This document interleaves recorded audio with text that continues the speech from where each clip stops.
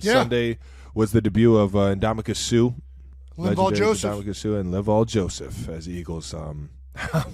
Didn't disappoint. You guys. How'd you guys get fucking both those dudes off the street, man? What did Creed tell you? What did Creed say?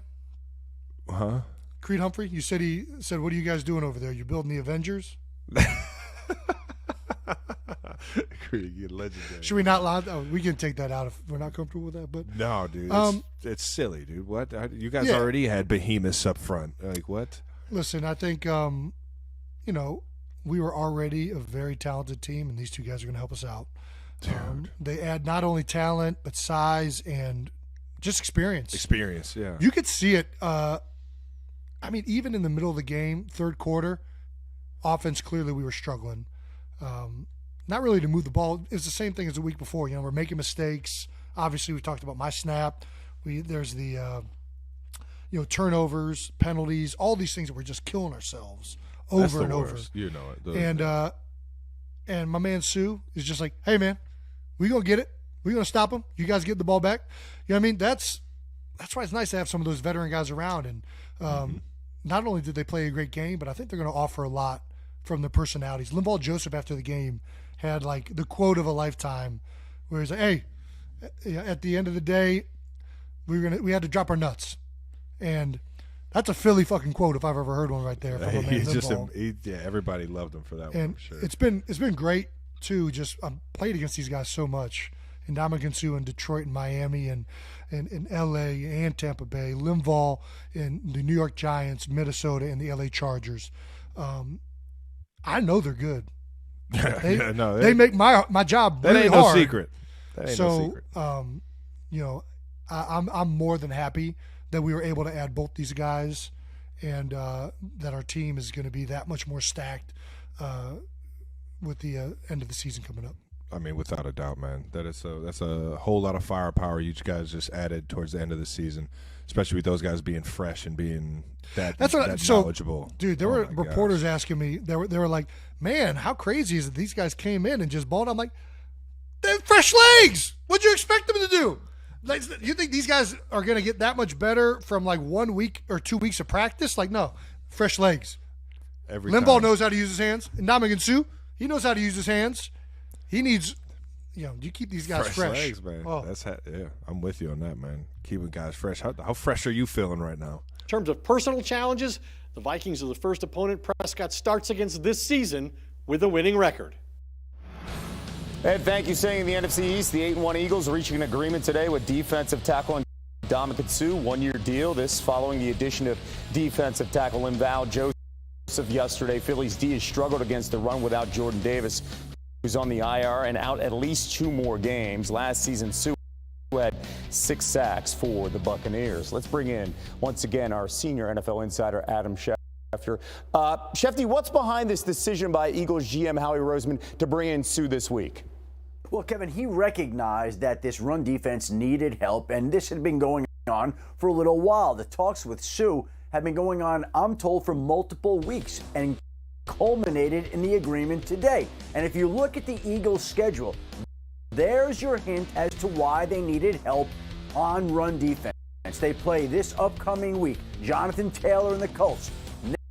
Next week, it's Aaron Jones and A.J. Dillon of the Packers. The week after, it's Derrick Henry of the Titans. And the week after, Saquon Barkley of the Giants. So if this run defense that faltered on Monday night against Washington doesn't step up and improve, then it's going to be a challenging second half of the season. Howie Roseman, the Eagles front office, they recognize that. They added Linval Joseph on Wednesday. They added Ndamukong Suh on Thursday. And they believe that will make this run defense better in the second half. All right, we got some good ones. Packers, Eagles, who you got? I got Eagles. Okay. No question. It's Philly. That's the easy one, man. Aaron can't, his joystick thumb don't work. Oh, really? You gonna make fun of that bad man? I mean, he's gonna lose. Eagles gonna win. But you don't have to be disrespectful to Aaron Rodgers. I love you, Aaron. Bengals, Titans. Wow, that's a tough one. I would tell you, I'm going with the Titans. I just like the way that they're flowing right now. I know the Bengals can beat them, but I think the Titans win this. this particular game. I like Tennessee as well. Dominant on both sides of the line of scrimmage. Derrick Henry is now healthy. Last year in that playoff game, he was just getting back from a big injury. The rematch, I tell you what, Jamar Chase is believed to maybe come. Week 12 in the NFL, you got the Packers at the Eagles at the beginning of the season. This is probably a much better matchup. Actually, we probably thought it was going to be flipped with what these two teams are performing like now. Then you got the Steelers at the Colts there. Let's find out where Pete is on the Packers right now. Pete Briscoe, B-Mac. I'm Amanda Guerra here, primetime Week 12 picks. So Packers at Eagles. Eagles comeback win over the Colts. Really shouldn't have been down, but then they were, came back, fine. Okay, you buried the Packers in the backyard. Last week, maybe like some life support, come circle around the bed, say some prayers, see how this team's gonna be. Where are they now? Oh, they were in the hole, and they got back out of it. Okay. I mean, they were getting dirt thrown on them, came back out. Now they're back in, they're getting dirt thrown on them again. Are we keeping them there? Yeah, I said the week before, I felt like the guy in Goodfellas where you had to go dig up the body. That's what it was. I dug up the Packers. Well, now they're back in again. And because they're done. They're finished. They're over. But they're going to hang around in this game. This number's way too big. 7 points. I know Rodgers didn't play well last week. I think he's going to respond here. Remember, 2 weeks ago they beat the Cowboys, the same Cowboys team that went to Minnesota and just dominated the Vikings. 2 weeks ago, the Packers came from 14 down and won that game. So there is something there, and it's not like the Eagles are blowing people away. They lost at home to the Commanders the last time. They should have lost to the Colts last week. I'll take Green Bay and the points, but as far as the playoffs, Packers are done. Done. Yeah, I got to take the Philadelphia Eagles, Pete. I think understanding and knowing what has really hampered some of their defensive production, they've really added some bodies, bringing Sue, bringing Joseph in. I think those guys will play a lot in this ball game against the Green Bay Packers, and knowing Green Bay, they want to run the football. And right now, I don't trust anything defensively related with the Packers. I think this is an opportunity for Jalen Hurts and his crew to do big-time numbers, and they're back at home. The link is going to be fired up. Given, 7 points, I really love the Eagles in this spot. B-Mac, let's talk about your former team. You got Steelers at Colts this week in Pete's power rankings. He said he was encouraged by the play of Kenny Pickett. We saw the Colts get ahead of the Eagles, as we just mentioned, gave it up there. Colts are favored in this one by 3, the total 39, B-Mac.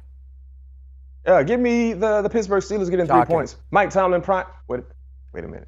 You didn't even allow me to get into my statement, my argument, and why I'm taking the Pittsburgh Steelers so I can sway you.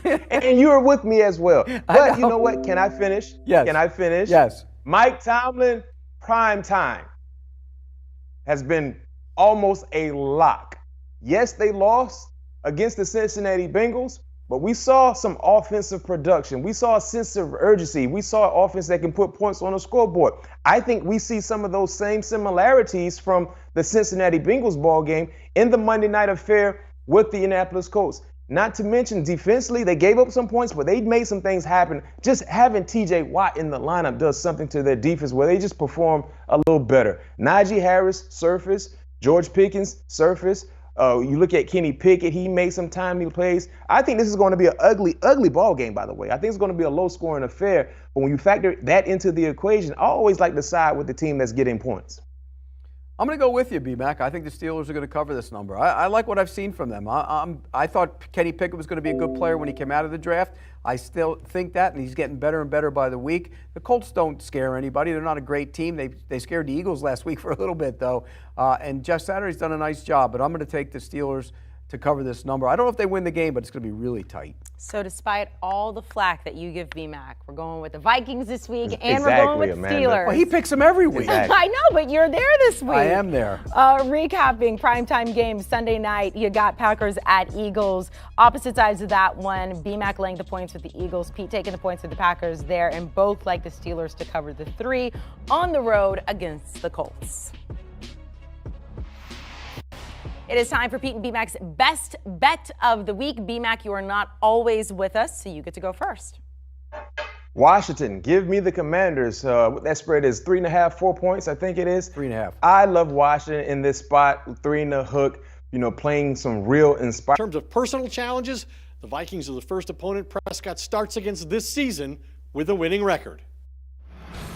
And thank you, saying in the NFC East, the 8-1 Eagles reaching an agreement today with defensive tackle Ndamukong Suh, 1-year deal. This following the addition of defensive tackle Ndamukong Joseph yesterday. Philly's D has struggled against the run without Jordan Davis, who's on the IR and out at least 2 more games. Last season, Suh who had 6 sacks for the Buccaneers. Let's bring in, once again, our senior NFL insider, Adam Schefter.